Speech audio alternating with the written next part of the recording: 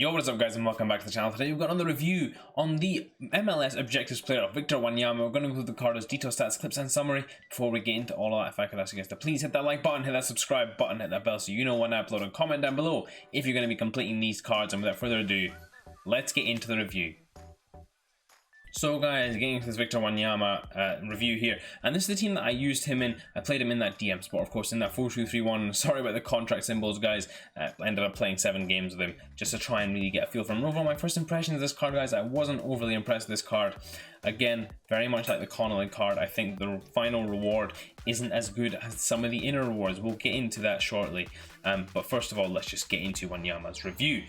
Victor Wanyama, 6 foot tall, low high work rates, right footed, 2-star moves and 3-star weak foot. So some of that is good, some of that is bad. The weak foot and the skill moves, bad. That needs to be improved for me for this card to be more usable. The low high work rates and 6 foot tall, and the build that he is as well, fantastic for a defensive midfielder. 7 games played, 3 goals scored and no assists. So he did make some late runs into the box and score some goals for me. I'm not too much of a fan of that, considering his work rate should be low high. He shouldn't really be gambling forward, but he often did for me, so that was something to consider as well. In terms of chemistry style, guys, I tried a shadow on him, that was pretty good, but I wanted to improve his technical ability a little more because I felt like he couldn't really move around in the midfield that well. So I put an artist on him, and that helped him out a little bit more in terms of technical ability, which leads me on to my attribute details, guys. The main attributes of this card: the strength is fantastic, the aggression's good, the standing tackle, the sliding tackle, and the interceptions all great as well. So this card really good in all the defensive aspects too. 88 reactions too, and a decent passing range for this card as well, guys, which is nice to have. The one thing I will say about his shooting, guys, although it's pretty poor across the board, is his shot power is legit. He does smash the ball when he gets into the right areas.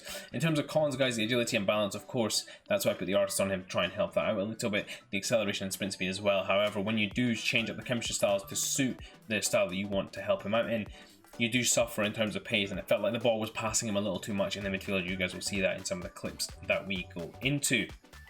Finally, guys, getting into the player traits, he has the injury prone trait, no other traits to speak home of. So now we're going to get into what you guys need to do to get your hands on him. So guys, to get your hands on this Victor Wanyama, this is what you have to do. Score 12 finesse goals using MLS players in the managerial masterpiece. Now this will also unlock the Auro card, so that's one way. This doesn't have to be done over separate games as well. It can be done in one game or 2 games, however many games it takes. It does not have to be done in separate games, so that's a nice one to have. Six goals with crosses using MLS players. Now this was a bit challenging, guys. The best way that I found to do this was to actually have an MLS player cross it to a very OP player, one of your better players, stick him on the bench in the managerial masterpiece mode, bring them on, and then use them to win those crosses and get you the goals that way. Play 18 matches in the managerial masterpiece. Now this unlocks Gyo, which is actually for me the best card of the 3, and the final one, win 8 matches in the managerial masterpiece using 11 MLS players. So overall, guys, these objectives are actually quite tricky in terms of how they compare to the other ones. I think the win 8 matches, of course, is a bit of a long one. The 18 matches is actually very long. It takes a long time to get this done, so that's something to bear in mind as well, guys. And assisting 6 goals with crosses is not easy to do. You may get lucky and get a couple of crosses in one game or a few crosses in one game, but actually, guys, you'll need to be patient. You need to pick your moments to cross the ball. The good thing about managerial masterpiece is the defenders are quite poor as well, so if you have a better striker coming on from the bench, it'll be easier to get that done as well. But now that we've covered the objectives and requirements for what you guys need to get your hands on them, we're going to get into some of the clips that I got with him. So guys, getting into some of Victor Wanyama's clips, and what you guys are going to see is his general ability to play that deep playmaker role as well as that destroyer role in midfield, tackling well, really strong in the tackle, really powerful in the tackle as well, and intercepting the ball defensively, positionally, very good as well in terms of winning the ball back. You have to be, and the first thing I want to get into, guys, is with regards to the pace. You have to be very patient with how you use this card if you are going to try and cut passing lanes, because his pace and his size and his agility and movement don't allow players like myself who love to cut passing lanes much opportunity in terms of playing that way. He's very much a cover the space kind of player. The ball will pass him a lot, but he will be in the right spot at the right time when you need him to be there.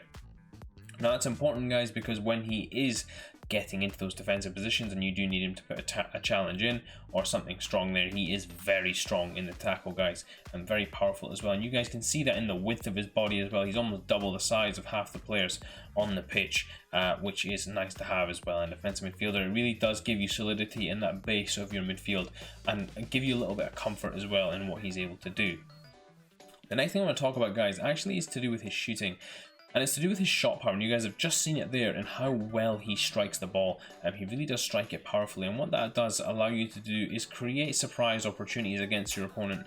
Adds, again, another dimension to your team in terms of being able to create opportunities with your defensive midfielder from deep. His dribbling isn't the best, guys, but what you can do is use it to an extent like this here, again, wiggling your way out of situations and then driving towards the edge of the box and firing a shot off. The next thing I want to get into, guys, is his passing. His passing range is pretty good, guys. And I found it very useful, especially from the base midfield. I love to be able to play long passes down the wings or just through balls as well, where he arrives late in the box as well. Nice to have that ability to play passes, play 1-2s, etc, etc. The final thing I want to talk about, guys, and it's with regards to his work rates. It said low high on his work rates. Now, often you'll see me carrying the ball forward, and that's fine. I'm not disputing that he's too far forward then. What I dispute, guys, is where I'm not controlling him and he's moving forward by himself. That really started to confuse me as to why he was doing that. I didn't have instructions on him to get forward either, so it was almost like he was possessed to run forward, which is quite annoying considering this is a defensive midfielder. You want him to stay in that position, hold that position, especially considering he can be passed by so easily. We're just going to get into the goals that we got with Wanyama now, guys, and all of them fairly easy goals to take away. This one, an absolute smash in there, and the final one, more of the same. Another big smash on goal, played through here by Blaise Matuidi and smashes it into the far side. So, guys, getting to this final Victor Wanyama summary, of course, doesn't cost you anything, just the objectives that we discussed earlier that you guys have to complete. In terms of the key stats, guys, of course, his standing tackle is pretty good. His strength is a big one as well. Aggression is a big one for him too. This card, overall, a very physical player. His passing range is pretty decent too as well. And as you guys saw from the goals at the end, his shot power really does come into effect there as well. In terms of chemistry style, guys, I would be looking to boost his pace and I'd be looking to help out his dribbling if I could. Now, I originally in the review did try an artist out on him. I thought it was actually pretty decent, helped him out in terms of his maneuverability, but often what I found was the play was passing him by when I used that chemistry style. So I would recommend something maybe along the lines of the engine if you want some supreme speed and to help his passing out, or to help out some other part of his game like his defending, then the shadow is of course the obvious one to go for.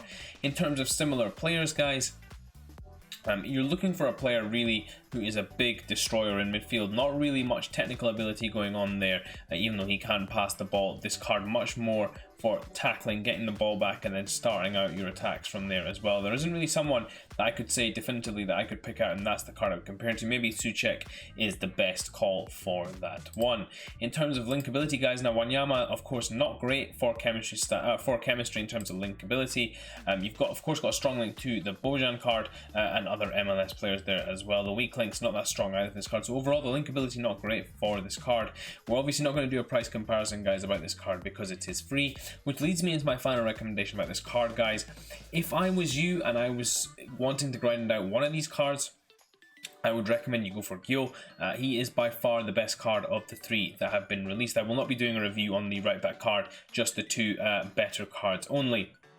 Wanyama is one of them where if you've got an MLS team, then sure, grind him out, get him to fit into your team. Overall, I would say, guys, the only other reason I would do this card is purely for fodder reasons, to put him into SBCs and other things like that. I don't think this card is really worth the grind that you have to put in for him. I don't think any of them are, but if you are going to pick one to grind for, then I would go for Gyo, as he is the best of the three. Hope you guys did enjoy this review. If you did, please do smash that like button, and until next time, I will see you all in a bit.